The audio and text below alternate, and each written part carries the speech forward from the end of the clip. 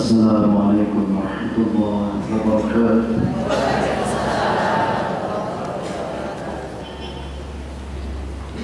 أعوذ بالله من الشيطان الرجيم.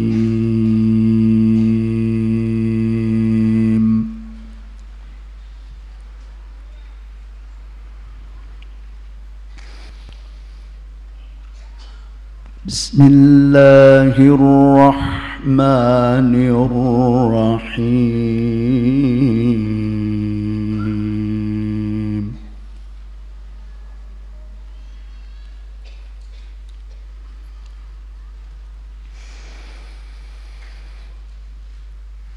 إن هذا القرآن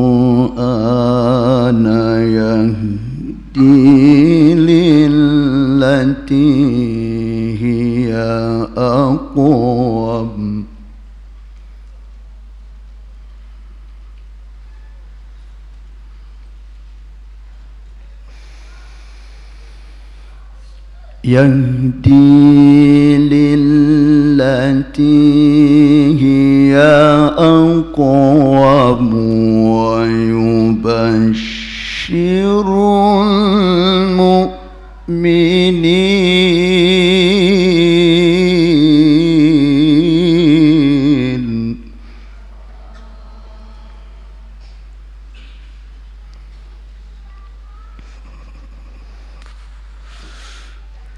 ويبشر المؤمنين الذين يعملون الصالحات أن لهم أجرا كبيرا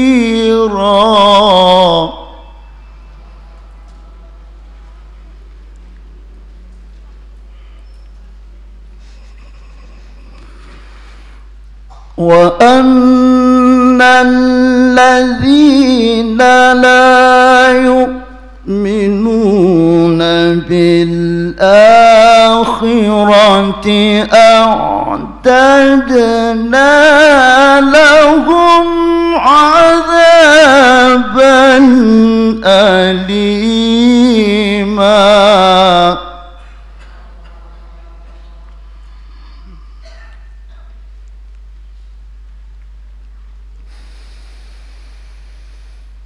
ويدعو الإنسان بالشر دعاءه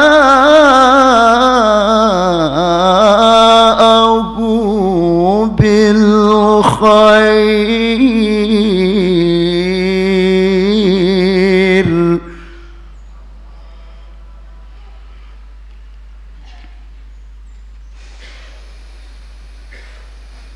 وكان الإنسان عجولا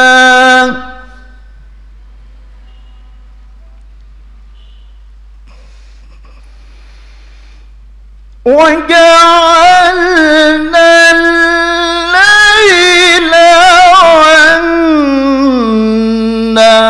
والنهار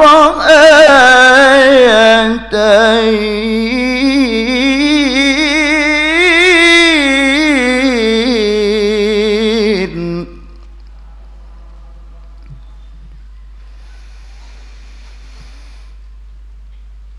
فمحونا آية الليل وجعلنا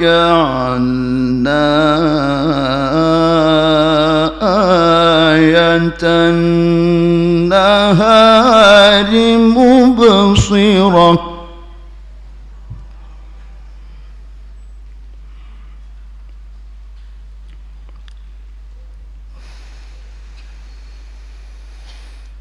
وجعلنا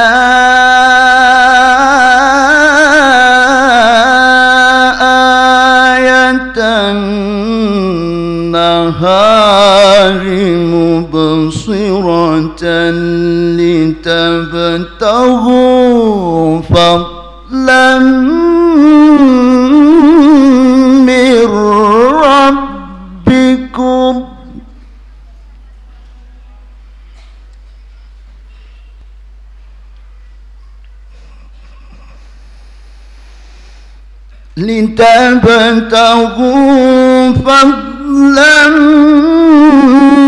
من ربكم ولتعلموا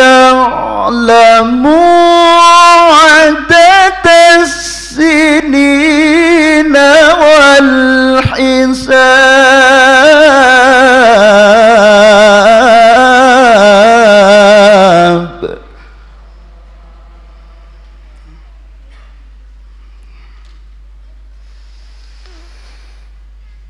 وكل شيء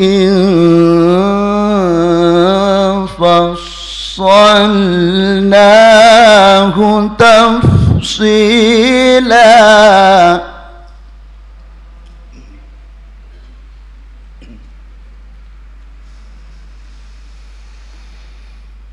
وكل إنسان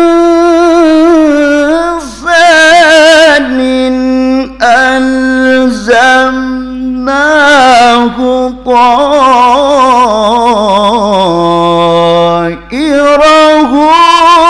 في عنقه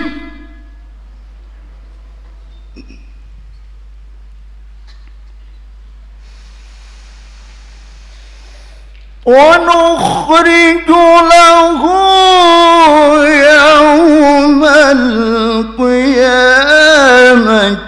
كتابا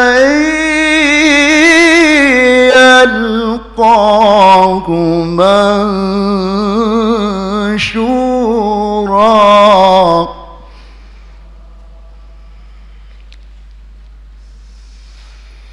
اقرأ كتابك كفى بنفسك اليوم عليك حسيبا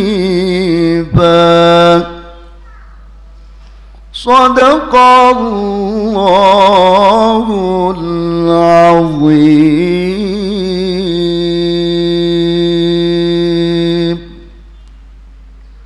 Wassalamualaikum warahmatullahi wabarakatuh.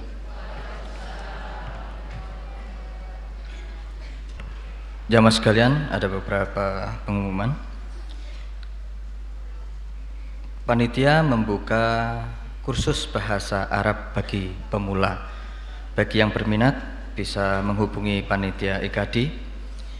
Kemudian alhamdulillah infak minggu kemarin terkumpul 5.780.000. Kemudian pada minggu depan, Ahad depan, insya Allah tausiah akan disampaikan oleh Ustadz Dr. Haji Zikrullah, Ketua Sahabat Al-Aqsa Jakarta.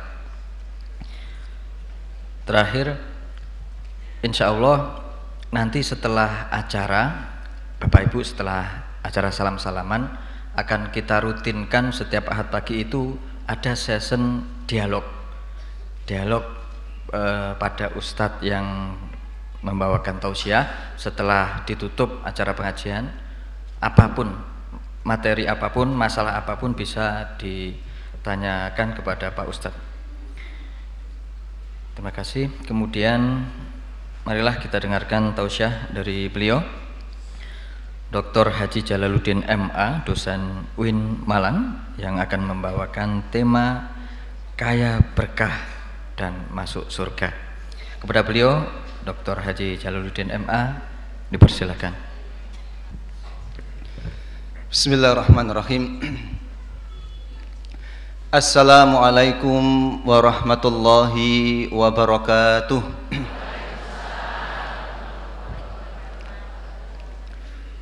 Alhamdulillahi rabbil alamin. Alhamdulillahil qail fi muhkami tanzilih. A'udzu billahi as-sami'il 'alim minasy syaithanir rajim.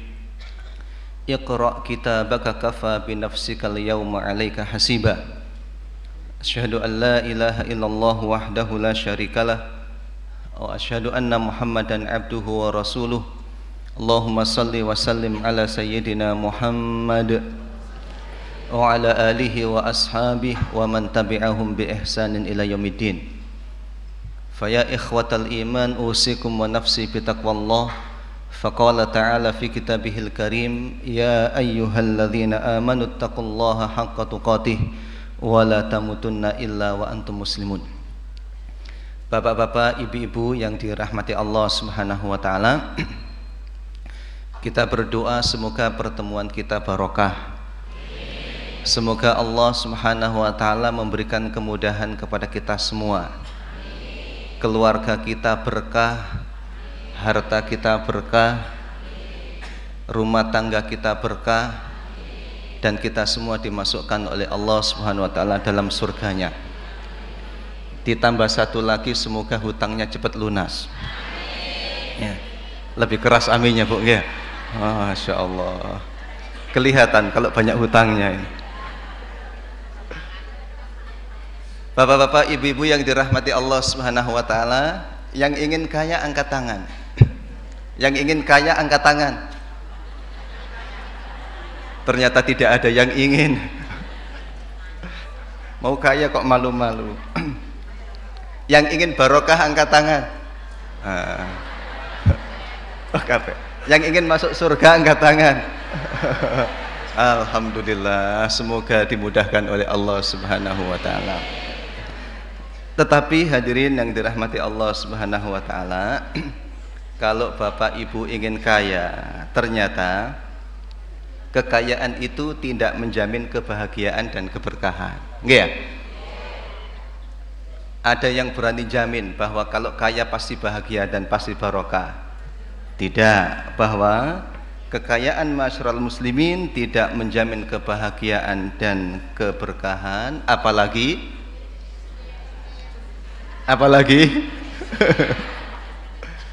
kalau jenengan disuruh milih kaya bahagia atau miskin bahagia?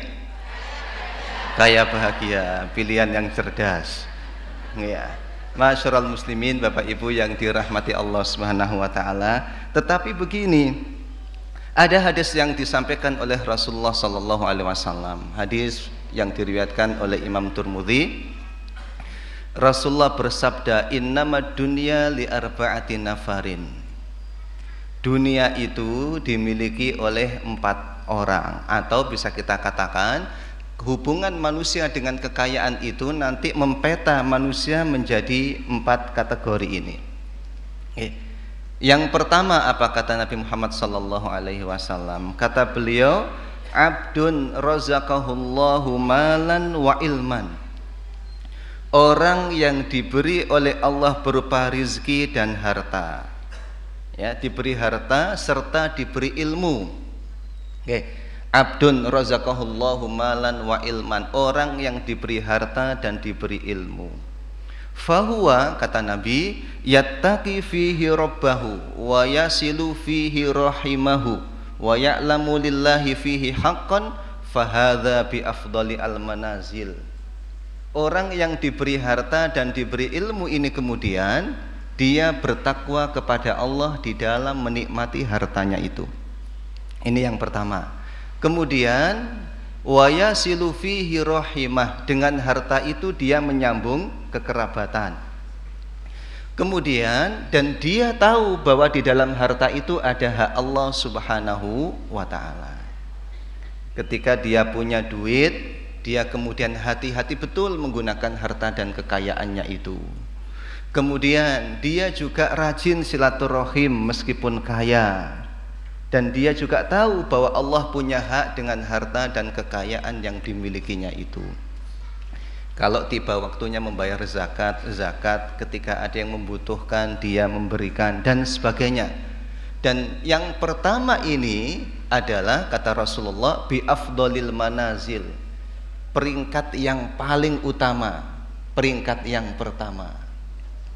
Bapak Ibu mau yang pertama? Nggih. Yang kedua, kata Rasulullah sallallahu alaihi wasallam, abdun razaqahullahu ilman walam yarzuqhu malan. Orang yang dikasih ilmu tapi tidak dikasih duit. Dikasih ilmu tapi tidak diberi kekayaan oleh Allah Subhanahu wa taala, tetapi dia punya keistimewaan. Apa istimewaannya? Fahuwa shadiqun niyah. Niatnya itu baik. Niatnya itu tulus. Apa niatnya? Kalau saya diberi harta, maka saya akan melakukan seperti yang dilakukan oleh orang yang pertama. Ya, fahuwa biniyatihi fa ajruhuma sawa. Dengan niat yang baik ini dia mendapatkan pahala yang sama dengan orang yang pertama. Ya, jadi yang pertama tadi kaya plus ilmu, yang kedua ilmu saja tanpa harta, tapi ilmu plus niat yang baik. Nah, ternyata yang pertama dengan yang kedua pahalanya itu sama, kedudukannya sama. Walaupun saya yakin kalau Bapak Ibu disuruh milih yang pertama atau yang kedua, pasti milih yang pertama. Cocok karo batinku. Ya. Masyarul muslimin, mesisan. Kalau bahagia, mesisan. Yang ketiga, abdun razaqahullahu malan walam yarzukhu ilman. Orang yang diberi oleh Allah harta tapi tidak dikasih ilmu. Terus apa yang terjadi? Fahuwa yakhbitu fi malih. Ya. Dia ternyata hadirin jatuh dengan harta dan kekayaannya itu jatuh. Sebab apa? Memanfaatkan harta dan kekayaan tanpa dilandasi dengan ilmu. Nah, kalau yang ketiga ini masyarul muslimin, kata Nabi, termasuk kategorinya akhbathul manazil. Posisinya itu paling buruk. Posisinya paling buruk. Sebab apa? Dia dengan harta yang dimiliki ternyata la yattaqi fihi rabbahu. Dia tidak bertakwa kepada Allah. Apakah ada Pak Bu orang yang punya harta melimpah tapi tidak bertakwa kepada Allah? Banyak. Bahkan boleh jadi lebih banyak daripada yang bertakwa, enggak? Dan biasanya semakin tidak bertakwa semakin kaya. Kepingin? Tidak. Nah, yang keempat, kalau yang keempat masyarul muslimin, abdun lam yarzuqhullahu malan wala ilman. Sudah tidak dikasih duit, tidak dikasih ilmu, tapi dia punya niat. Niatnya apa? Niat seperti yang nomor 3. Wes gak punya duit, gak punya ilmu, punya niatannya apa? Nanti kalau saya punya duit, saya akan melakukan kemaksiatan seperti yang dilakukan oleh nomor 3. Lak kenemenan Bu nggih. Nah, yang ketiga dengan yang keempat, nggih, ini dosanya itu sama. Kalau nomor 3 sik karuan, duit-duit kan? Kalau yang ketiga tidak punya duit. Milih yang mana Pak Bu, 3 atau 4? Oh ya enggak ada gitu. Ya, milih yang pertama. Nah, masyarul muslimin, Bapak Ibu yang dirahmati Allah Subhanahu wa taala, kalau misalnya kita ditanya dari keempat itu, kira-kira yang paling barokah yang mana, Pak Bu? Nomor 1 itu yang paling barokah. Sekarang kira-kira Bapak Ibu menempati posisi yang mana ini? Menempati posisi yang mana? Nomor 5 atau nomor 6, Pak? Semoga yang pertama. Tetapi kalau ingin tahu bahwa apakah saya berada di posisi yang pertama, kedua, ketiga atau keempat, maka Bapak Ibu yang dirahmati Allah Subhanahu wa taala, saya mengajak diri saya pribadi dan kaum muslimin untuk melihat kira-kira harta dan kekayaan yang kita miliki ini berkah atau tidak. Itu ada tanda-tandanya Bapak Ibu. Yang pertama, apa tandanya? Tanda yang pertama bagi orang yang kaya dan barokah adalah dengan bertambahnya rizki dan kenikmatan yang diterima, dia semakin sungguh-sungguh beribadah kepada Allah Subhanahu wa ta'ala. Kuncinya itu. Jadi semakin bertambah rizki, semakin sungguh-sungguh di dalam beribadah kepada Allah. Ini tidak mudah Bapak Ibu. Tidak mudah. Kalau misalnya dulu ketika saya pernah ngisi, saya tanya, Pak Bu, kira-kira lebih semangat mana ibadahnya itu, ketika punya duit atau ketika tidak punya duit? Ketika tidak punya duit. Lebih khusyuk mana sholatnya, ketika punya uang atau ketika tidak punya uang? Ketika tidak punya uang. Ternyata dengan bertambahnya harta dan kekayaan, sholatnya nggak semakin khusyuk. Apa buktinya? Ya, jenengan kalau ke masjid bawa sepeda motor yang baru dengan yang lama, khusyukan mana Bu Pak? Lebih khusyuk bawa yang baru, yang benar. Nah, hadirin, Allah Subhanahu wa taala memberikan apresiasi yang luar biasa kepada orang-orang yang sibuk berniaga, sibuk bekerja, kemudian mencari harta dan kekayaan, tetapi yang bersangkutan tetap beribadah kepada Allah Subhanahu wa taala. Di dalam surat An-Nur ayat 37 dan 38 Allah berfirman, rijalul la tulhihim tijaratun wala bai'un an dzikrillah wa iqamis sholati wa itaiz zakah yakhafuna yauman tataqallabu fihil qulubu wal absar. Orang-orang yang sibuk bisnis, sibuk dagang, baik dagang barang maupun jasa, tetapi yang bersangkutan tetap ingat Allah Subhanahu wa ta'ala. Ketika dipanggil untuk menunaikan sholat hayya 'alas sholah, dia berangkat, dia datang. Kemudian ketika tiba waktunya membayar zakat karena pendapatannya mencapai nisab, dia mau bayar.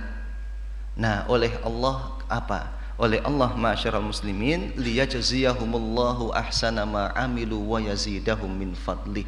Allah akan memberikan balasan yang lebih baik dari apa yang sudah dia kerjakan, dan Allah menambah dari karunia-Nya. Ibu-ibu yang bisnis, bapak-bapak yang dagang dan bisnis, kira-kira yang ngasih rezeki kita itu pelanggan atau Allah Subhanahu wa ta'ala? Ya, yang ngasih adalah Allah Subhanahu wa ta'ala. Kalau misalnya ada panggilan hayya 'alas sholah, kemudian pas ada pelanggan yang datang,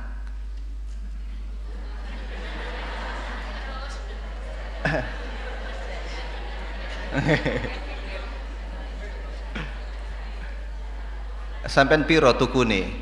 Nek tuku siji, aku tak tinggal nang masjid. Nek tuku akeh tak layani. Hadirin yang dirahmati Allah Subhanahu wa ta'ala, ketika belum dapat keuntungan, dia ngomongnya begini, nanti pokoknya kalau sudah dapat untung, saya akan mengeluarkan zakat. Akan mengeluarkan zakat. Tapi ketika sudah dapat untung, kira-kira zakatnya keluar atau tidak, Pak Bu? Ada sebuah cerita ini ditulis oleh sebuah majalah yang diterbitkan oleh lembaga sosial. Ada seorang pedagang, dia itu punya 2 kaleng, Pak Bu, dua kaleng. Ketika menerima pembayaran, ada yang dimasukkan di kaleng yang satu, ada yang masukkan kaleng yang kedua. Selanjutnya ada yang bertanya, Pak, kok dibedakan kalengnya? Ada yang masuk kaleng sini dan ada yang masuk kaleng itu. Apa jawabannya? Kalau kaleng ini saya putar lagi, Mas. Kalau yang di sini saya siapkan untuk menunaikan ibadah haji. Subhanallah. Masyaallah muslimin yang dirahmati Allah, itu orang muslim itu yang berkah seperti itu, bahwa dengan bertambahnya rezeki dan kekayaan yang diterima, yang bersangkutan masyaallah muslimin semakin semangat beribadah kepada Allah Subhanahu wa ta'ala. Di dalam kitab-kitab tafsir ada cerita, kalau kata orang cerita ini Israiliyat, nggak benar, tetapi di dalam kitab-kitab tafsir disebutkan cerita ini. Ada seorang sahabat yang bersangkutan miskin, dia tapi rajin berjamaah. Suatu saat minta kepada Nabi Muhammad SAW untuk didoakan agar diberi kekayaan. Namanya doa Nabi mustajab, didoakan, dan memang benar-benar kaya, walaupun pada awalnya Rasulullah keberatan kalau mendoakan, karena mungkin dilihat ini kalau kaya bahaya orang ini. Orang ini kalau kaya nanti menurut masuk kriteria yang mana? Yang ketiga tadi itu. Dan ternyata benar, masyaallah muslimin. Setelah diberi kekayaan oleh Allah Subhanahu wa ta'ala, mulai yang bersangkutan mulai berkurang, intensitas berjamaahnya sudah mulai berkurang. Akibatnya apa? Akibatnya kemudian dicabut oleh Allah Subhanahu wa taala. Nah, ini tidak berkah. Nggih, tidak berkah. Bapak Ibu, kalau dapat hak kekayaan kira-kira tetap berjamaah atau tidak? Insya Allah. Atau malah nggak berjamaah dari sampai sekarang? Nggak. Kemudian yang kedua, masyarul muslimin, tanda orang kaya yang barokah itu bila dia senantiasa menunaikan amanah yang diembannya. Bila punya duit dan ada tanggungan amanah, dia siap untuk menunaikannya. Apa saja amanah yang tergolong? Amanah apa saja? Bila bapak-bapak sebagai kepala rumah tangga, maka termasuk kategori amanah itu adalah memberi nafkah. Memberi nafkah. Bapak-bapak, apakah bapak kepingin mencontoh Rasulullah Sallallahu Alaihi Wasallam di dalam memberi nafkah? Kepingin? Ya, harus sesuai dengan sunnah Nabi.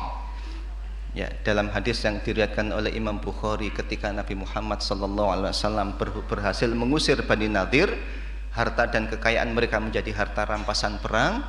Kurma-kurma yang dirampas itu kemudian dijual oleh Rasulullah Sallallahu Alaihi Wasallam, dan Nabi mendapatkan bagian. Mendapatkan bagian dari harta rampasan perang itu. Ketika punya harta, bagaimana Nabi Muhammad menunaikan amanah kepada keluarganya? Dikisahkan di dalam hadis itu, Nabi menyiapkan atau menyimpan atau menabung untuk nafkah keluarganya itu cukup untuk 1 tahun. Jadi nafkah yang cukup untuk 1 tahun. Bu, jenengan dikasih nafkah bapak-bapak itu tahunan, semesteran, bulanan, pekanan, atau harian? Kalau harian nggak sesuai sunnah ini. Ya. Kalau disiapkan untuk cukup selama 1 tahun, kira-kira banyak atau sedikit, Bu? Banyak. Ya. Apalagi yang diberi persiapan bukan hanya 1 loh. Ya. Jadi jumlahnya banyak. Nah, masyarul muslimin yang dirahmati Allah, menunaikan amanah ini termasuk kategori barokah. Amanah yang lain bagaimana? Ketika yang bersangkutan punya hutang, maka akan barokah masyarul muslimin bila saat tiba waktunya mengembalikan hutang-hutangnya itu disauri karena punya duit. Nah, itu barokah. Kalau punya duit tapi tidak mau melunasi hutang, itu pertanda tidak barokah, karena Rasulullah mengatakan matlul ghaniyyi dzulmun. Orang yang punya harta, punya kekayaan tapi menunda membayar hutang dan tidak mau membayar dan melunasi, maka termasuk zalim. Termasuk zalim. Nah, dalam hadis yang lain juga disebutkan, siapa yang mengambil harta orang lain, siapa yang pinjam harta orang lain tapi punya niatan mengembalikan, maka akan dibantu oleh Allah mengembalikan. Tapi barang siapa yang punya pinjaman, mengambil harta orang lain dan berniat tidak mengembalikan, atlafahullah, akan dihancurkan hartanya itu oleh Allah Subhanahu wa ta'ala. Pak, Bu, siap mengembalikan hutang? Insya Allah. Semoga tidak masuk dalam kategori zalim dan semoga barokah. Ini ciri yang kedua, bahwa rizki yang barokah masyarul muslimin ditandai dengan semangat mengembalikan amanah-amanahnya, seperti yang dipraktekkan oleh Rasulullah Sallallahu Alaihi Wasallam ketika hendak hijrah. Beliau mengembalikan titipan orang-orang Mekah melalui Ali bin Abi Thalib radhiyallahu anhu. Yang ketiga, tanda yang barokah masyarul muslimin adalah birrul walidain, berbakti kepada kedua orang tua. Bertambah rizki semakin dekat dengan orang tua. Semakin berbakti kepada orang tua. Dan ingat Bapak Ibu, meskipun bakti kepada orang tua itu tidak hanya dalam bentuk memberikan uang saja. Walaupun seringkali yang terjadi apa? Anak datang kepada ibunya, kepada bapaknya, ngasih duit. Ini Pak, Bu, duit untuk bapak dan ibu. Seneng nggak orang tua? Seneng. Tapi kemudian nggak lama kemudian cucunya masuk. Ya, cucunya datang.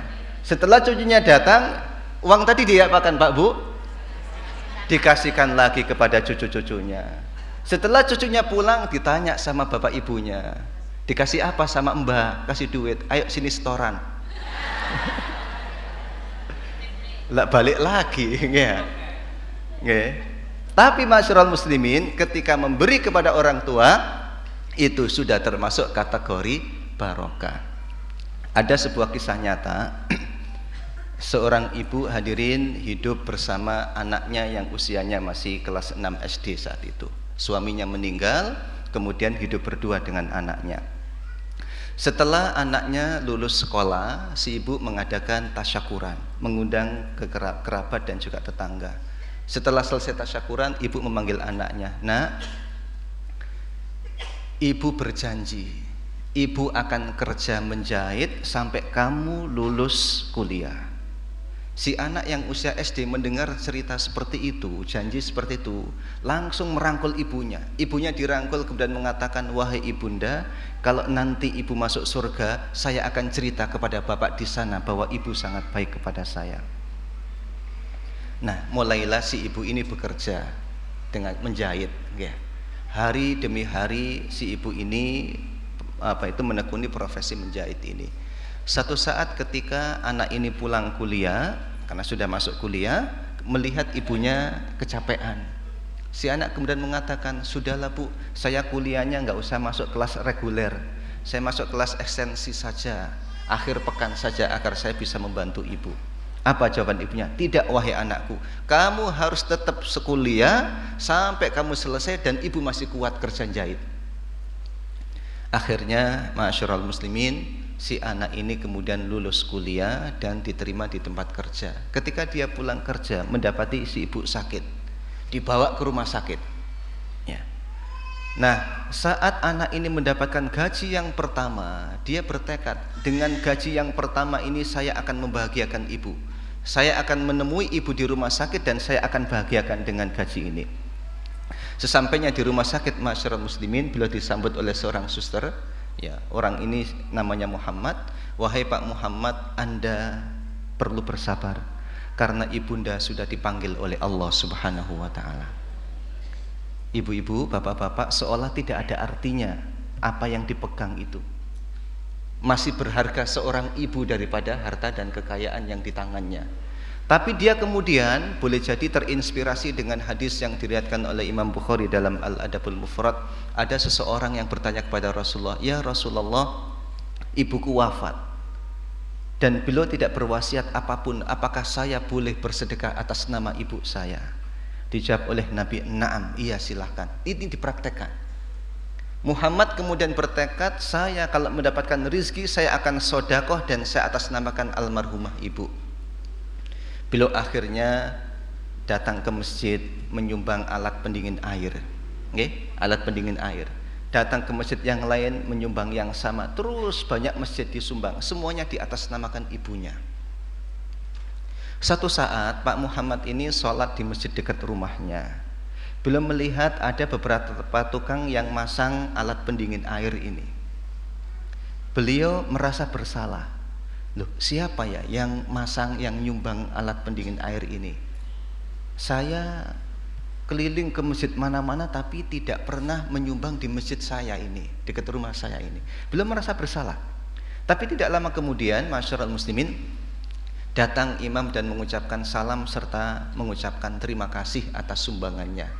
Pak Muhammad heran, "Loh, saya nggak nyumbang ini. Siapa yang nyumbang?" "Pak, yang nyumbang ini adalah putra Bapak dan diatasnamakan Bapak." Nah, Pak Muhammad kemudian pulang. Anaknya dipanggil, "Nak, apa benar kamu nyumbang di masjid itu?" "Iya Pak." "Dari mana kamu dapat uang wahai anakku?" "Saya mengumpulkan uang real demi real wahai Bapak. Ketika saya rasa cukup, saya belikan alat pendingin air kemudian saya sumbangkan ke masjid."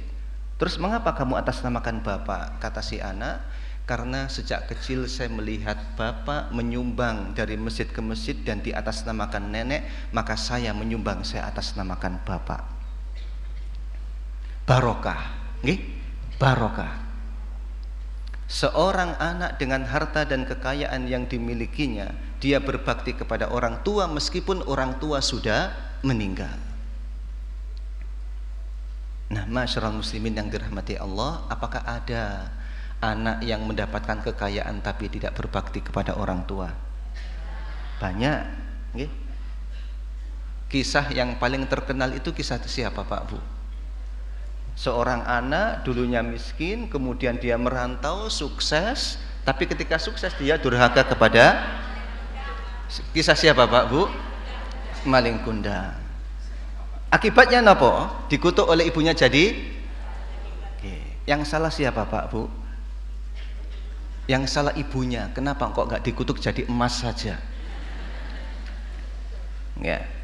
Jadi masyarul muslimin, Bapak Ibu yang dirahmati Allah Subhanahu wa taala, bagi yang masih memiliki orang tua dan sekarang kaya, ada kesempatan untuk membangun keberkahan rizki. Dengan cara apa? Dengan cara berbakti kepada orang tua. Meskipun yang bersangkutan sudah wafat, Rasulullah sallallahu alaihi wasallam mengizinkan pada putra-putri kaum muslimin untuk bersedekah dan diatasnamakan orang tuanya yang sudah wafat.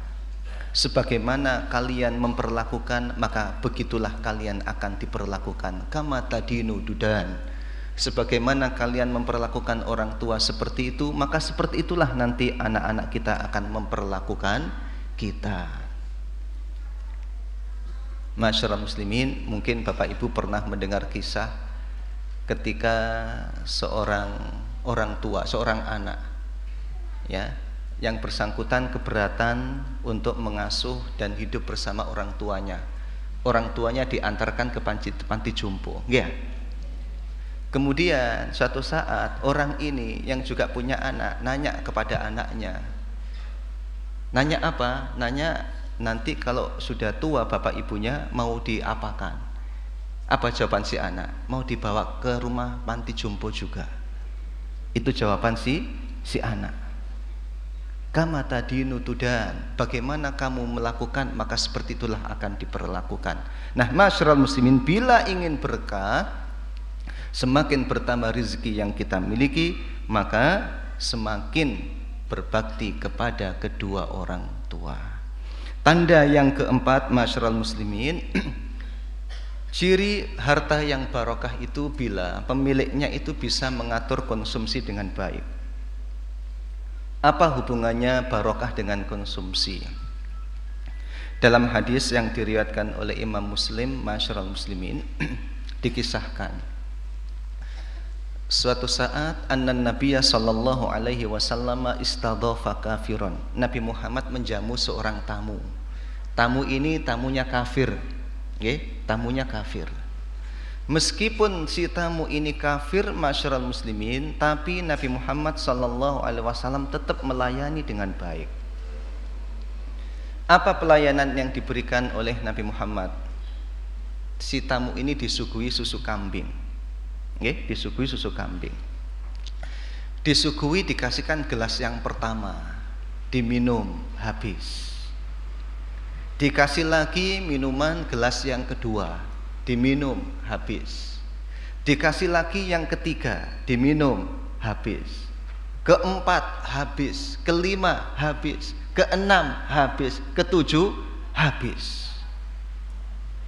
Luar biasa, Bu, ya? Luar biasa. Keesokan harinya si tamu ini menginap, kemudian keesokan harinya dia masuk Islam. Setelah masuk Islam, Rasulullah menghidangkan yang sama. Dikasih susu kambing, diminum habis. Dikasih gelas yang kedua, diminum tapi tidak habis.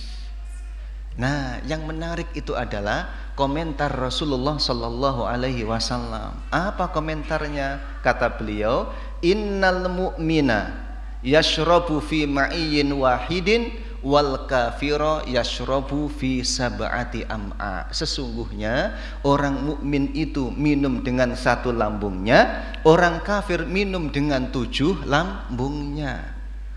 Bapak Ibu, ternyata kuantitas yang kita konsumsi tidak hanya berpengaruh pada kesehatan fisik, tapi juga pada kesehatan akidah yang ada di dalam hati kita. Sampai untuk menjelaskan ini mukmin atau tidak mukmin dilihat dari berapa yang dimakan itu.